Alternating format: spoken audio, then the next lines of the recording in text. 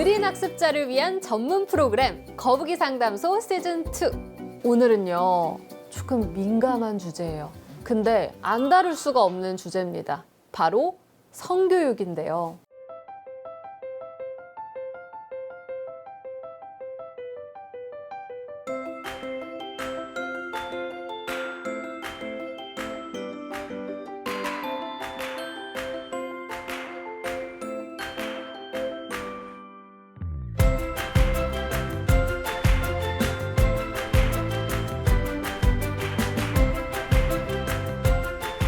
동성뿐만 아니라 이성 간의 관계를 잘 정립하려면 이 성에 대한 이해가 꼭 필요한데요. 많은 부모님들께서 우리 아이는 느린 학습자니까 성에 대해서도 느릴 것이다, 혹은 관심이 없을 것이다 라고 생각하시는 부모님들이 좀 많은 것 같더라고요. 이와 관련해서 OX 먼저 해보도록 하겠습니다. 느린 학습자는 이성에 대한 관심이나 호르몬 성장이 느리다. 하나, 둘, 셋. 오, 만장일치 나왔습니다. 처음인 것 같아요. 처음인 것 같은데요? 다 X를 들어주셨어요. 그렇죠? 왜 이렇게 생각을 하시는지 한 분씩 의견을 좀 들어볼게요. 먼저 당사자 부모로서 말씀드리면은 느리든 빠르든 다 나온다. 그리고 이런 이야기를 여기서 해야 되나? 저는 제 아이가 야동 비스무리한 걸 보는 장면을 봤어요. 직접 목격을 하셨어요? 네.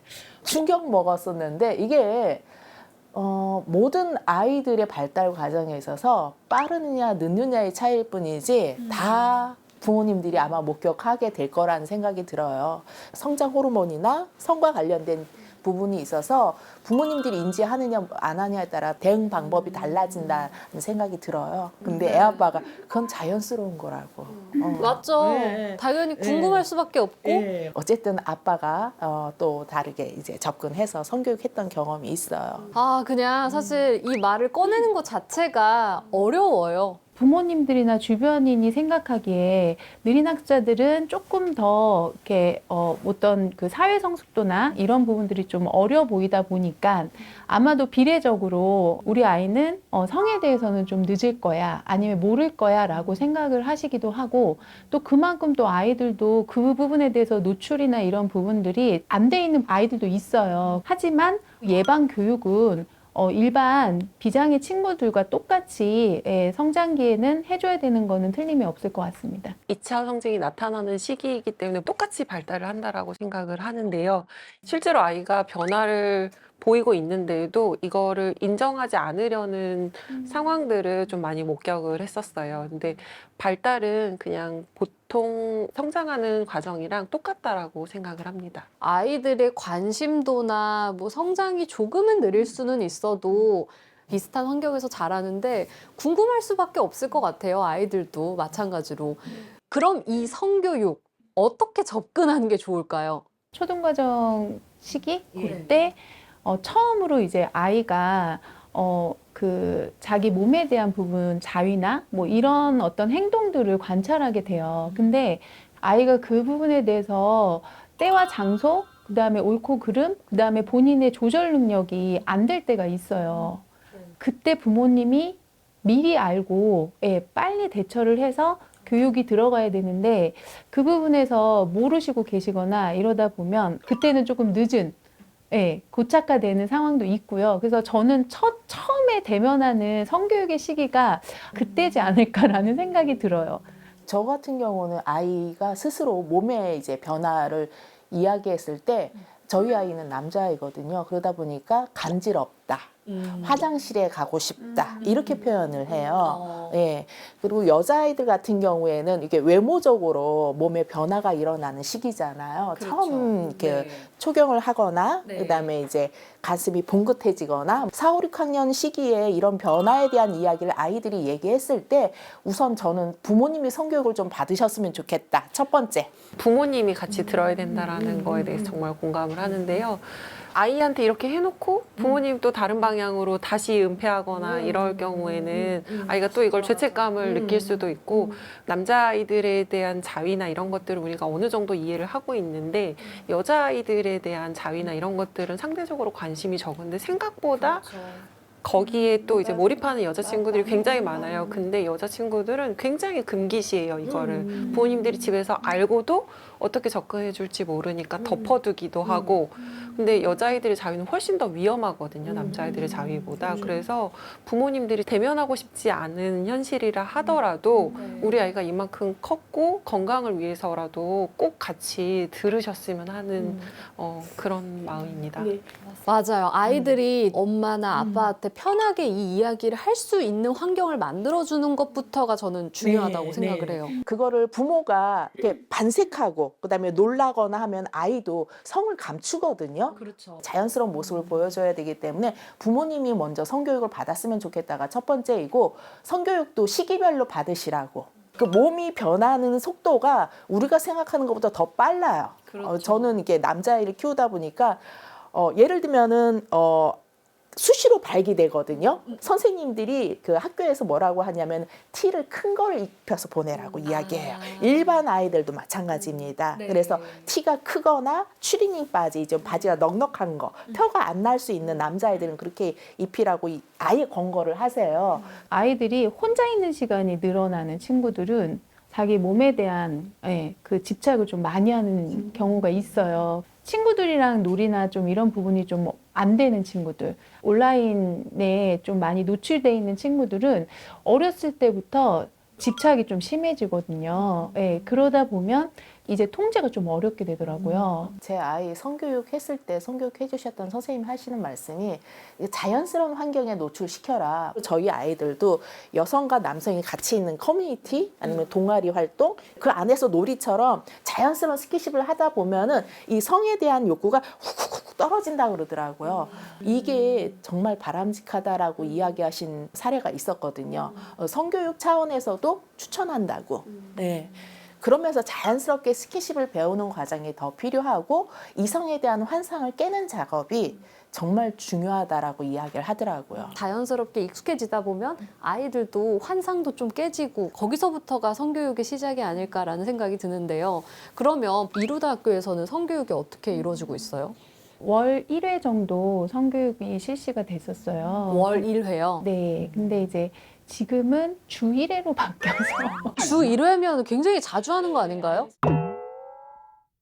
전문 강사 선생님을 이제 모셔가지고 아이들 그룹별로 수업도 하고 전문적으로 좀 했었는데 다 해소가 되지 않더라고요. 그리고 아이들도 나이가 점점 올라가면서 또 새로운 경험을 하게 되고 청소년기 아이들을 가리키다 보니까 당황스러운 사건들도 많이 생기고 이러다 보니까 이거는 그냥 성교육에 일관된 게 아니라 정말 그 사람 관계에 대한 사회적 관계부터 어찌 보면 이렇게 약간 훈련 정도도 필요하고 그 다음에 아이를 이해시키고 그런 것부터 필요하지 않을까. 그래서 저희는 그렇게 진행을 지금 하고 있습니다. 초등학교 5학년, 6학년부터 이제 제가 이제 학교에서 제 아이 친구들 이제 보육반장을 했거든요. 근데 이제 그때부터는 스킨십을 할 때 제 아이를 비롯해서 제 아이 친구들한테 안아주고 싶거나 손잡고 싶거나 뭐 그건 지금도 마찬가지예요. 엄마가 너한테 뽀뽀해도 될까? 아니면 안아도 될까? 뭐 이런 식으로 직접 물어보고 이렇게 제스처를 취하거든요. 부모가 하는 모습들을 보면 어느 순간 아이들은 모방하거든요. 내가 너랑 손잡고 싶은데 넌 어때? 이렇게 물어보고 부모님이 그렇게 하다 보면 아이도 어느샌가 그런 말 표현이 상대방한테 나오거든요. 그러면 나중에 이성관계를 가질 때도 분명히 내가 원한다고 해서 친구랑 여자친구한테 팔짱을 맡긴다거나 그러지 않을 그 확률이 더 높다라는 거죠. 그러니까 되게 중요하고 기본적인 어떤 마음가짐을 집에서 해주는 팁일 것 같아요. 여자친구를 사귀었을 때의 에티켓 같은 것들을 좀 가르쳐주고 싶잖아요. 네가 이렇게 하면 좋을 것 같아. 네가 아까 했던 행동은 여자친구들이 싫어하는 행동이야. 이렇게 아예 대놓고 이야기를 했어요. 그러니까 근데 그것도 계속 길어지면은 아이들이 싫어하거든요. 낚시하듯이 잔소리 하듯이 얘기하면 안 돼요. 이게 정도가 진짜 중요한 것 같아요. 하나 더 팁으로 드리고 싶은 이야기는 초등학교 4학년 때부터 저희 아이는 목욕 가운을 썼어요. 성교육 받으면서 선생님한테 직접적으로 팁을 받은 거였는데 목욕하고 나오면 보통 집안마다 그 가정 환경이 있거든요. 네. 근데 아예 벗고 나오는 친구들이 있고 근데 그거는 부모님들이 그런 모습을 노출했기 때문에 우리 아이들이 그런 예 하는 거거든요. 목욕탕 앞에 목욕 가운을 그냥 걸어 놓으셔서 예 입고 나올 수 있게 그럼 누구에게도 안 보여주잖아요. 그렇게 입고 나와서 자기 방에 가서 옷 갈아입고 나오는 그런 것들을 어머님이 자연스럽게 아버님이 노출해 주시면은 아이는 어느 순간 보고 배우거든요. 말씀하신 것처럼 아이가 그 부분에서 우리 집에서만 그러고 밖에서 예를 들어서 친구들이랑 같이 여행 가거나 여름 캠프 가거나 이럴 때 그러지 않으면 되는데 습관처럼 되니까 거기 가서도 훌러덩훌러덩 하니까 예, 그래서 아, 이게 또 집에서도 이렇게 해야 되는구나라고 제가 느낀 적이 있어요. 목욕탕이나 수영장 같은데 자연스러운 환경, 몸을 노출하는 환경에서 그런 것들을 부모님이 개입하면은 그게 더 좋거든요. 내 몸을 존중해야 된다라는 걸 스스로가 알고 다른 사람의 몸과 마음도 소중하게 여기고 다뤄야 된다는 것을 알게 하는 것. 그것부터가 사실 성교육의 시작이 아닐까 생각이 드는데요. 우리가 성교육하면은 굉장히 어렵고 흔히 말하는 야한 얘기로 갈까봐 우려하고 걱정하시는데 결국은 우리가 해줘야 되는 성교육은 남녀 관계에서 어떻게 매너 있게 대하고 이 사람을 존중하는 자세로 아이들을 대하는지를 가르쳐 주는 게 가장 큰 성교육이라고 생각을 하는데 사회적인 관계를 어떻게 잘 해결해 나가느냐가 가장 관건인 것 같아요. 이성 간의 관계에 있어서 우리 아이가 괜찮을까? 이렇게 좀 조심스럽게 다가가시는 부모님도 많을 것 같은데 조금 더 나아가서 뭐 피임이라든지 당연히 알려줘야 되는 부분이잖아요. 근데 이 부분은 참 꺼내기가 어려워요. 이걸 어디서부터 어떻게 알려줘야 될지 막막하거든요.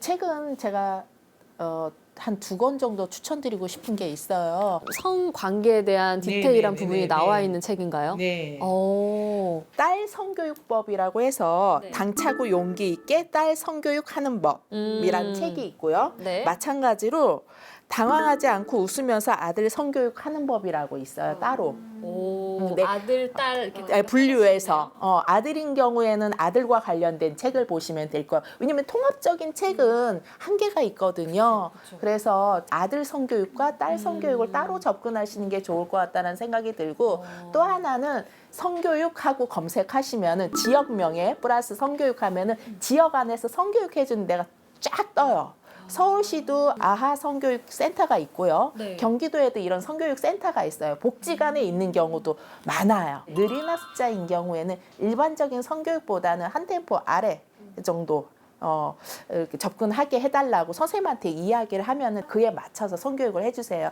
근데 이럴 때는 혼자 들어가는 것보다 그룹으로 들어가면은 오히려 더 분위기가 좋거든요. 예. 동아리 활동이나 커뮤니티 활동을 중요하게 이야기하는 게 내 아이 혼자보다는 같은 느린 학습자들이 같이 들어가면은 오히려 이야기가 훨씬 더 다양해지거든요. 아니면은 뭐 개별적으로 아시는 선생님들 계시면은 선생님 통해서 성교육을 받는다. 근데 중요한 건 부모님들이 꼭 그 성교육 강사와 같이 대면해서 내 아이의 성교육 지식이 어느 정도 있고 아이가 자기 몸에 대한 이해 그다음에 성에 대한 이해를 어느 정도 하고 있는지를 인지하셔서 접근하셨으면 좋겠다. 부모님들이 생각보다 우리 청년들이 모르고 있을 거라고 생각하고 등하시하고 있을 거라고 생각해요. 근데 이들도 똑같이 연애하고 싶고 결혼하고 싶은 욕구가 있어요. 생각보다 많이 우리 친구들이 성에 대한 욕구가 있다라고 보시면 될 것 같아요. 우리 아이가 이 성에 대한 욕구를 자연스럽게 해소하는 게 중요할 것 같거든요. 아무래도 체육이죠. 발산을 해야 되니까 같이 함께 할 수 있는 활동, 그 다음에 친구들을 오히려 또 만들어주는 거. 혼성으로 여러 가지 프로그램을 겪으면서 아이가 성장할 수 있게 지지해 주시는 게 좋지 않을까 하는 생각합니다. 이걸 양지에서 아이들이 올바르게 표출할 수 있게 가르쳐 주는 게 제일 좋을 것 같아서 체험 활동을 떠나본다거나 아니면은 뭐 그 안에서 같이 할 수 있는 운동을 해본다거나 이런 것들을 해본다면 훨씬 더 도움이 될 것 같습니다.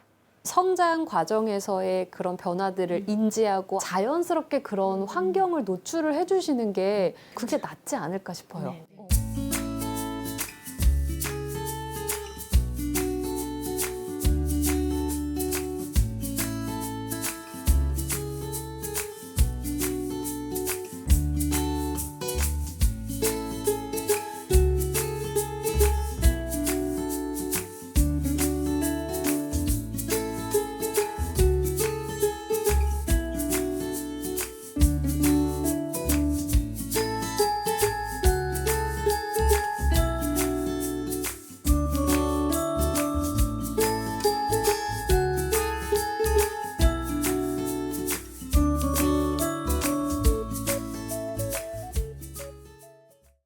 성교육을 중심으로 이야기를 나눠봤는데요. 다음 시간에는 또 다른 알찬 주제로 여러분들을 찾아뵙겠습니다. 오늘 함께 해주셔서 감사합니다. 감사합니다.